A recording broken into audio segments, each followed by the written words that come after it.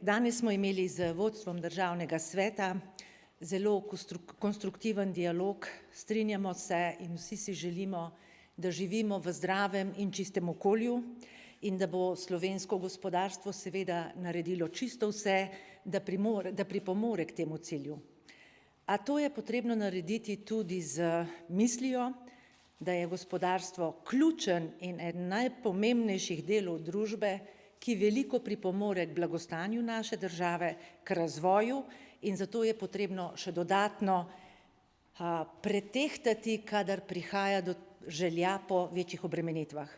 Torej v imenu Gospodarske zbornice in prej omenjenih združenj smo pristopili k pobudi, da izrazimo res veliko zaskrbljenost, če ne rečem kar tudi hudo nestrinjanje s predlogom zakona o spremembah o dopolnitvah zakona o varstvu okolja, za katere so nevladne organizacije že zbrale 5000 podpisov in želijo po hitrem postopku v Državni zbor.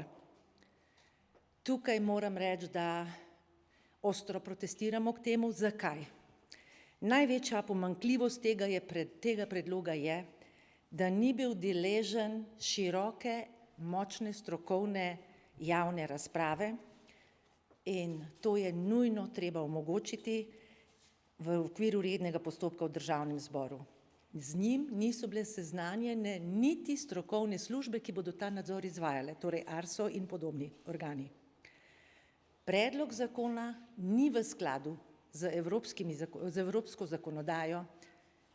Slovenska podjetja bodo postavljena dodatno pod še dodatne obremenitve, kar naši konkurenti v drugih državah niso. Primerljivo, predvidljivo, konkurenčno poslovno okolje je postulat za vse zbornice, ki delujemo v Sloveniji, saj za naše člane vedno nove obremenitve enostavno ne morejo več priti v prvi plan.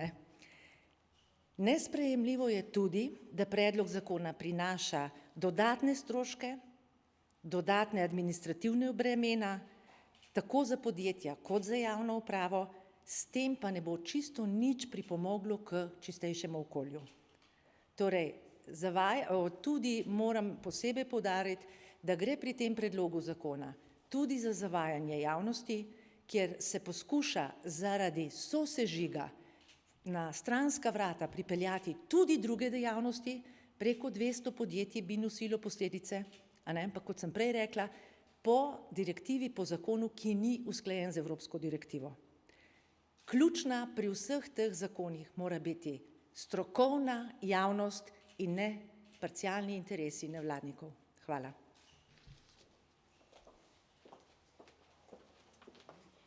Hvala lepa.